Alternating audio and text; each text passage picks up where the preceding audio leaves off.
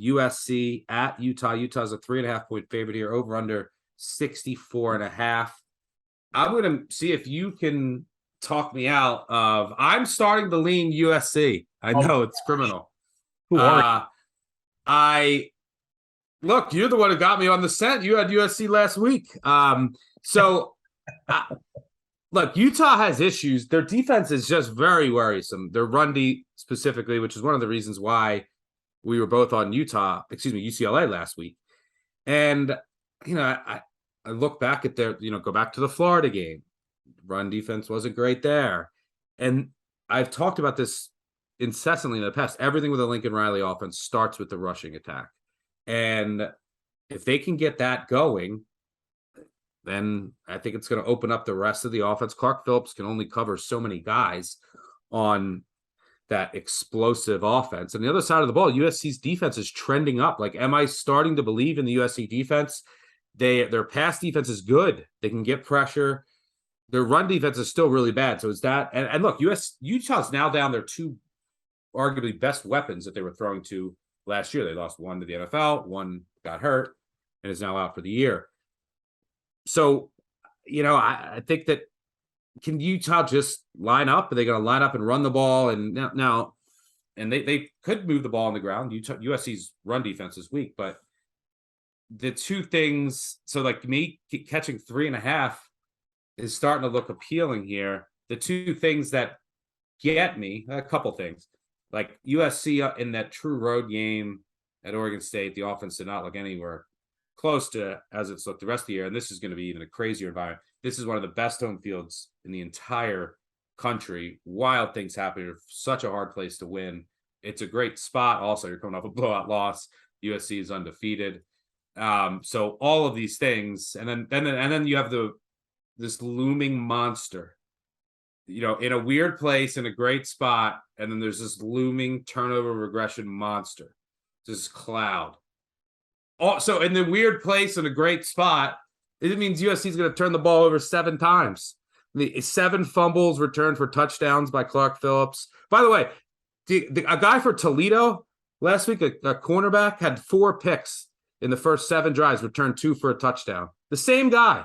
That could happen with Clark Phillips here if this turnover regression monster hits. So, yeah, I'm starting to lean towards USC. Oof.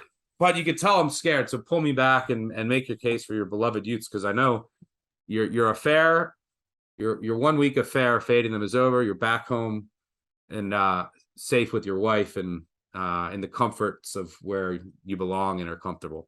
Yeah, my wife Utah and I are going to roll this week. No, when I say roll, it's like I make the game 4.5, right?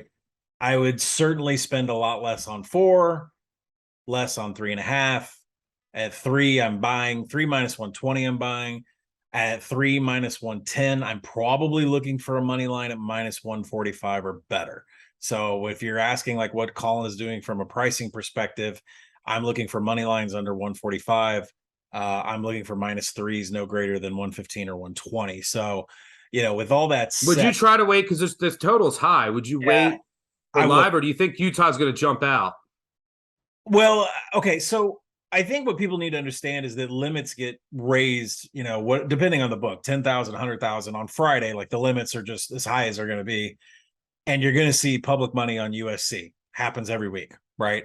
And I think that is what's going to get you some money on Utah. I'm sorry, that's what's going to get you a better line on Utah. So if you're listening to this, one of those people that gets it like midnight on Thursday night, wait. If you're listening to this on Friday morning, wait, right? Because I think a better Utah number is going to come.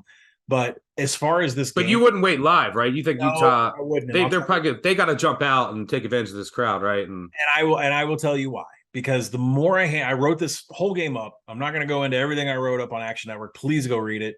But there is some strong similarities between Oregon State and Utah. And if you want to know, and if you think about it, when's the last time USC went on the road? They struggled against Oregon State.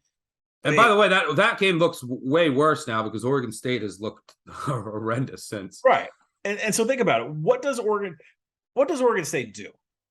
They run the ball at elite level. They tear you up in between the tackles and they run the ball. And that is exactly what Utah wants to do here, especially with a healthy Tavion Thomas, who looks like a man possessed. He couldn't carry the entire team last week against UCLA in a loss. But there are a lot of similarities between Utah and Oregon State. They both want to have a methodical approach, run the ball, dominate in standard downs, and keep the chains going. Evidence: Utah is 14th in standard down success rate. They want to run the ball all the time with Tavian Thomas, who is fully healthy. You look at USC, why did they get pushed around by Oregon State? Because they're 112th in defensive standard down success rate. That's all the Beavers did over and over, is run the ball up and down the field with great success. They had sustained drives, but they screwed themselves in scoring opportunities, penalties, and 4 interceptions. So you turn around and you say, well, can Utah do the same thing to themselves? I don't think so. Why? Because they're 6th nationally in havoc allowed. They do not shoot themselves in the foot. They are an extremely low-risk offense when it comes to turnovers. That is where they differ with Oregon State. They're not penalized as much. They don't have as many turnovers. They take care of the ball. So these long, methodical drives is what you saw against Florida. They got all the way down to the goal line before Cam Rising was throwing INTs. Now, listen, if we make a bet on Utah and Cam Rising has 8 drives that all get into the red zone, and burn like 6 minutes off the clock, and then he throws an interception, fine, we lose, right? Because of turnovers. And that's been USC's thing the entire year. But there are so many similarities between what Utah wants to do here, how they handle themselves in standard downs, and the fact that they don't commit turnovers on offense. And USC just crumbled at Reser Stadium in front of 25,000 people. I said this the other day on the new BCS. Reser Stadium's like under construction. You only saw the half of the field that had the fans in it. The other half completely silent. No one was talking. This is Rice Eccles. And if you haven't been keeping up with Rice Eccles, they had a construction project like 2 years ago. Like they added 10, 20,000 fans at the top. This place is going to be rocking. I mean, literally rocking. And it's going to be, I think, too much for USC. Signals are not going to go through for Caleb Williams. This is going to be Utah's best effort of the year. Last week could not have set this game up any more perfect. Because if Utah wins that game at UCLA and USC doesn't cover against Washington State, what is this number? 6? 5.5? So to me, it's a gift, the number that we're getting. I think some USC public money is coming in on Friday.